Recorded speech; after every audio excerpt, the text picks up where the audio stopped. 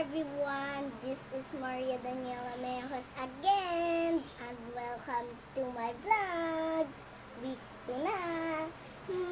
Sa week 2 namang hapwa ko sa virtual tour studio ng Creative Voice Production.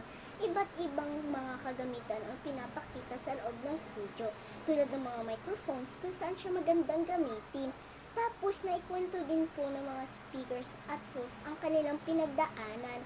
Hindi po pala biro. Kaya, mas lalo po akong humanga sa kanilang determinasyon para maabot nila kung ano man po sila ngayon. Yung iba po dun, hindi ko po masyadong maintindihan.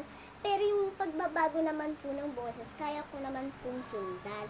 Kaya, behave na po muna ako at makinig na maigi sa mga ate at kuya, para may matutunan po ako. Yun lang po. Salamat. Bye-bye. See you on my next vlog.